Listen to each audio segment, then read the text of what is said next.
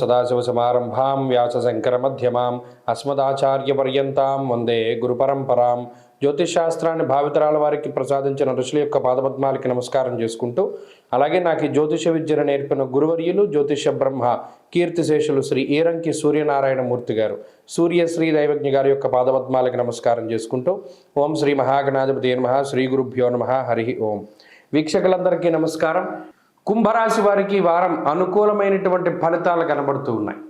ఊహించనటువంటి చతుర్గ్రహ కూటమి ఒక అదృష్టంగా ఈ రాశి వారికి ఏర్పడింది.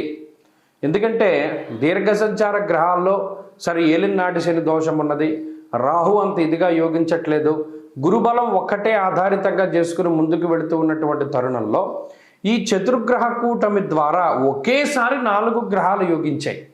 ఇప్పుడు యోగించినటువంటి గ్రహాల సంఖ్య 6కు చేరిపోయింది ఒకే వారంలో. 2 నుండి 6కు చేరడం అంటే ఇది చాలా మామూలు విషయం కాదు. అందువల్ల ఇది అత్యద్భుతమైనటువంటి శుభ ఫలితాలని ఇస్తూ ఉన్నది. ప్రత్యేకించి ఈ రాశి వారికి ఏమవుతూ ఉన్నది, లాభస్థానమందు గ్రహాలు ఎక్కువగా కేంద్రీకృతం అవుతూ ఉండడం వల్ల ఊహించనటువంటి లాభము, అంటే ఫలానాది మనం నష్టపోయాం ఇక మనకి రాదు అని వదిలేసుకున్నటువంటి సందర్భాల్లో ఈ గ్రహస్థితి మరలా తిరిగి నష్టద్రవ్యాన్ని తిరిగి సంపాదించుకునేటట్టు చేస్తుంది.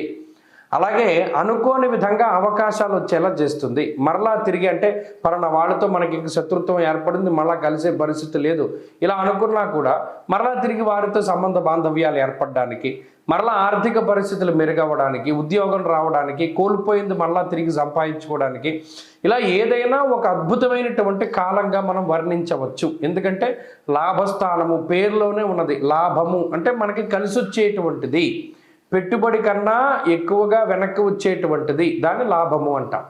కాబట్టి ఇటువంటి స్థానమందు రవి కానీ కుజుడు కానీ ప్రత్యేకించి చాలా ఉపయోగపడుతూ ఉన్నారు.